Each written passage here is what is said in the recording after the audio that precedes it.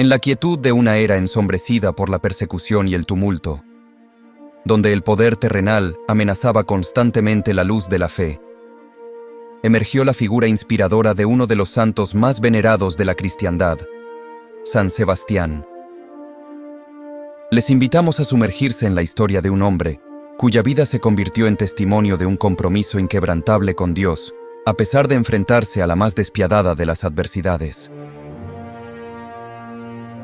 Desde las altas esferas del Imperio Romano hasta las profundidades del sufrimiento de los fieles, San Sebastián, valiente capitán de la Guardia Pretoriana y devoto seguidor de Cristo, tejió un legado de santidad y sacrificio que retaría el poder despótico de un emperador. Con cada decisión, cada acto de misericordia y cada palabra de consuelo, Sebastián se forjaba no solo como un mártir, sino como un pilar de luz para todos aquellos que, en secreto y en silencio, buscaban consuelo y fortaleza en su fe. Esta es la crónica de un hombre enfrentado a la adversidad y una invitación a contemplar cómo, incluso en los momentos más oscuros, la gracia divina se manifiesta poderosamente a través de sus santos.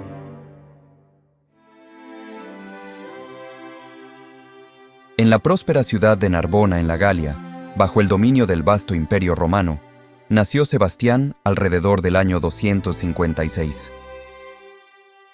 Desde su temprana infancia, su familia decidió trasladarse a Milán, buscando un futuro más prometedor para sus hijos, en el corazón de una de las ciudades más influyentes de la época. Este cambio de escenario marcaría profundamente la vida de Sebastián, ofreciéndole oportunidades únicas que moldearían su destino. Creciendo en Milán, Sebastián se vio inmerso en una cultura rica y diversa, un crisol de creencias paganas y una creciente comunidad cristiana que se esforzaba por sobrevivir a pesar de la persecución. Su educación no solo fue académica, sino también espiritual, puesto que desde joven mostró una inclinación hacia las virtudes cristianas de la caridad y la fe, aunque en un principio, estas se cultivaron en secreto debido al ambiente predominantemente pagano. La vida en Milán permitió a Sebastián desarrollar una robustez física y mental, cualidades que más tarde le serían útiles en su carrera militar. A medida que crecía, su fe cristiana se fortalecía en un entorno que la desafiaba constantemente. Este joven, que había sido testigo del valor de los mártires y la constancia de los creyentes perseguidos, se sintió llamado a servir a su comunidad de una manera más significativa y directa. Sebastián decidió entonces unirse al ejército romano, no solo como una carrera prometedora, sino también como un medio para proteger y apoyar a sus hermanos en la fe desde una posición de influencia. La dualidad de su vida comenzó a tomar forma. Por un lado, un soldado ejemplar, y por el otro, un devoto cristiano en un imperio que veía esta nueva fe con suspicacia y hostilidad. Sebastián navegó por este peligroso equilibrio con una mezcla de prudencia y audacia, usando su posición para interceder discretamente en favor de aquellos cristianos que sufrían bajo la opresión romana. Los primeros años de San Sebastián estuvieron marcados por un profundo desarrollo personal y espiritual, enraizado en una educación y una formación que desafiaban las convenciones de su tiempo y preparaban el escenario para su futura santidad y martirio. Mientras servía en el ejército romano en Milán, Sebastián se encontró profundamente influenciado por el cristianismo a través de sus interacciones con aquellos que eran perseguidos por su fe. Estas experiencias iban a consolidar su conversión y dedicación al cristianismo. Fue durante este tiempo que se encontró con los mártires cristianos, cuya firmeza y devoción frente a la persecución dejaron una huella indeleble en su espíritu. La historia narra que Sebastián, conmovido por la fortaleza y la fe de los prisioneros cristianos, comenzó a visitarlos en secreto en las cárceles.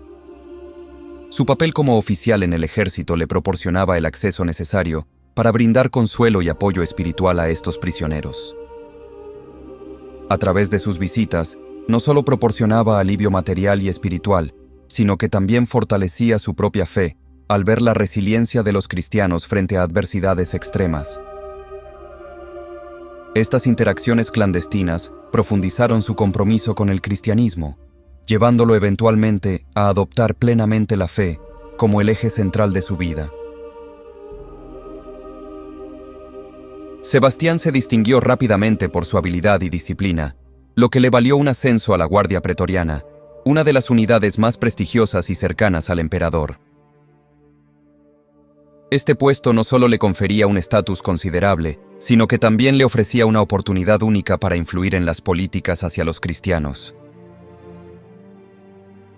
Su posición como capitán le permitió abogar de manera más efectiva por la clemencia y el tratamiento justo de los cristianos encarcelados, al tiempo que mantenía su devoción en secreto para proteger su capacidad de actuar dentro del sistema. Este doble papel que desempeñaba Sebastián ilustra la complejidad de su misión y su dedicación al cristianismo. A pesar de los riesgos, su carrera en el ejército se convirtió en un ministerio en sí mismo, proporcionando un escudo protector a la comunidad cristiana durante uno de los periodos más turbulentos de su historia. Sin embargo, Sebastián se encontraba cada vez más inmerso en un mundo donde las creencias paganas eran la norma y la espiritualidad cristiana era vista con desdén y sospecha. Esta discrepancia entre sus propias convicciones y las prácticas de sus compañeros soldados y superiores generaba un conflicto interno constante. A pesar de su posición de poder, Sebastián practicaba su fe en secreto, sabiendo que una revelación podría significar su muerte. Dentro de este contexto, aprovechaba su influencia para mitigar los daños hacia los cristianos y para promover una mayor tolerancia y entendimiento entre las creencias. Sin embargo, este equilibrio era precario. Cada acto de misericordia hacia los prisioneros cristianos, cada intervención para detener un castigo injusto, aumentaba el riesgo de que sus verdaderas creencias fueran descubiertas. Finalmente, la doble vida de Sebastián no pudo mantenerse oculta para siempre. Fue inevitable que sus esfuerzos por ayudar a los cristianos llamaran la atención de alguien. Un día, un compañero de armas, motivado quizás por la envidia o el miedo a las represalias por asociarse con un cristiano, lo denunció ante los superiores. La noticia de que un miembro tan destacado de la Guardia Pretoriana era en realidad un cristiano devoto llegó a oídos del emperador, un hecho que no solo lo sorprendió, sino que también lo enfureció profundamente. El emperador, sintiéndose traicionado por alguien en quien había depositado su confianza, convocó a Sebastián.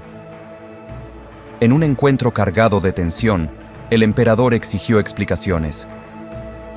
Sebastián, en lugar de negar su fe para salvar su vida, la afirmó con más fuerza, argumentando que su lealtad a Cristo no mermaba su eficacia como soldado ni su lealtad al imperio, sino que lo inspiraba a actuar con justicia y compasión. El emperador Diocleciano, quien inicialmente había respetado y valorado a Sebastián por su habilidad y lealtad como soldado, se sintió profundamente traicionado. La revelación de Sebastián no solo desafiaba la autoridad del emperador, sino que también ponía en cuestión la uniformidad religiosa que el imperio buscaba desesperadamente mantener. Enfrentado con lo que consideraba una traición no solo personal sino también a los dioses romanos, Diocleciano no tuvo misericordia en su juicio. Ordenó que Sebastián fuera ejecutado de una manera que sirviera de ejemplo para disuadir a cualquier otro soldado de seguir su camino. La sentencia fue cruel e inusual. Sebastián sería ejecutado a flechazos, un método de ejecución reservado para los traidores y aquellos que el imperio quería deshonrar públicamente.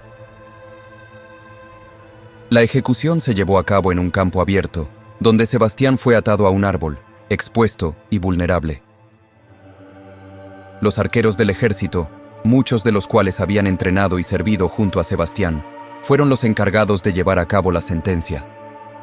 Con cada flecha que se clavaba en su cuerpo, Sebastián ofrecía sus sufrimientos como un sacrificio a Dios, rezando no solo por su salvación, sino también por la conversión de sus ejecutores y del emperador. A pesar de la brutalidad del castigo, Sebastián sobrevivió inicialmente a la lluvia de flechas, un hecho que muchos más tarde considerarían un milagro.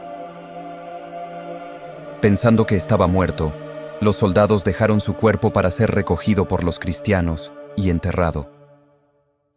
Sin embargo, Una piadosa mujer cristiana llamada Irene encontró que Sebastián aún respiraba y lo llevó a su casa, donde cuidó de sus heridas con la esperanza de que se recuperara.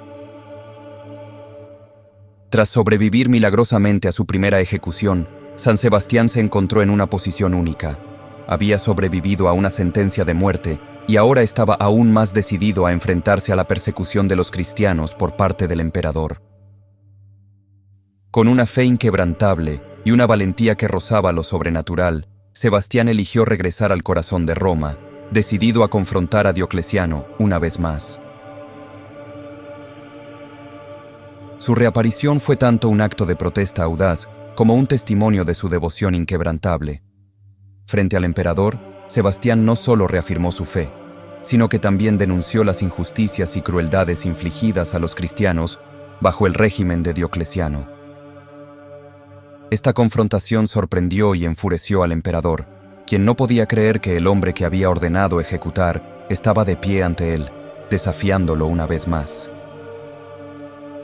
Diocleciano, viendo en Sebastián no solo un desafío a su autoridad, sino también una amenaza al orden público y religioso que intentaba mantener, no tardó en ordenar su segunda y definitiva ejecución.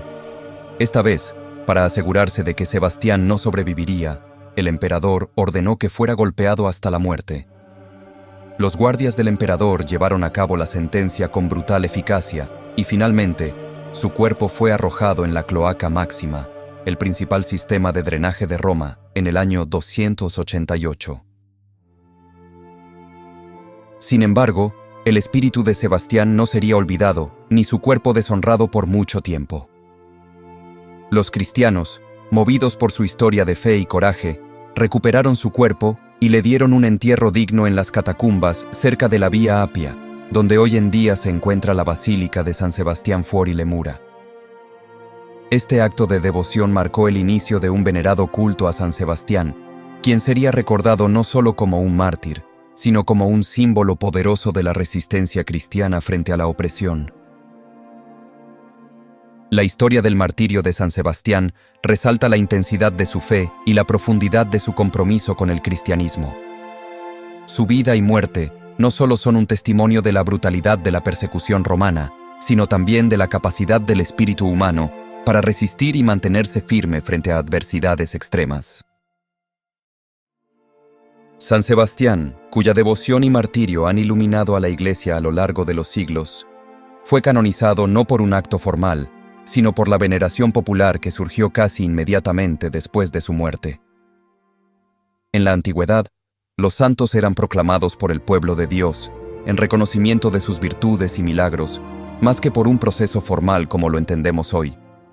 La historia de San Sebastián, con su firmeza en la fe y su valiente testamento frente a la adversidad, rápidamente cimentó su estatus como un poderoso intercesor ante Dios.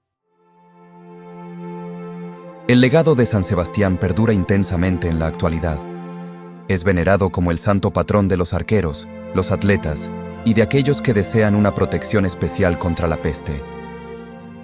Este último patronazgo se remonta a la época medieval, cuando la peste azotaba a Europa.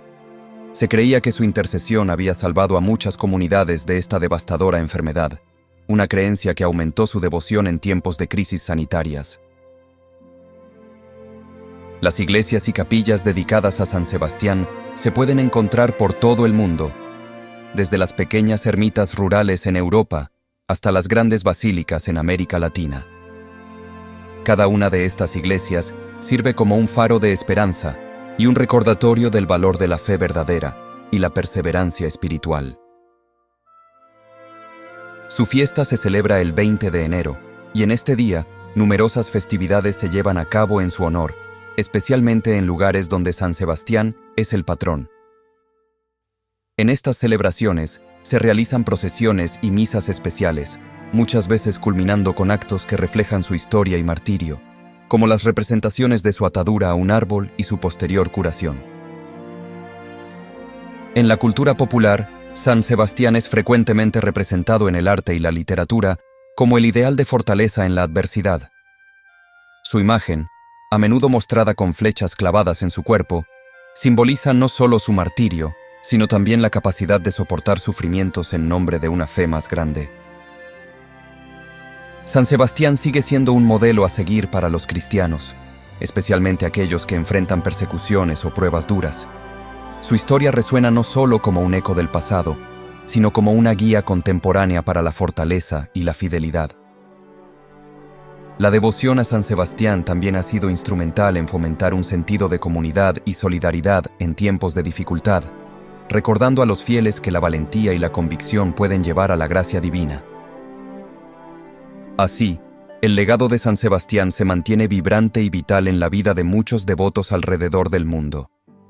A través de su intercesión, muchos buscan la fortaleza para enfrentar sus propias batallas, inspirados por su inquebrantable fe y su sacrificio supremo. Esperamos que este relato haya encendido en sus corazones la llama de la devoción y les inspire a vivir con la misma valentía y fe que mostró nuestro querido santo.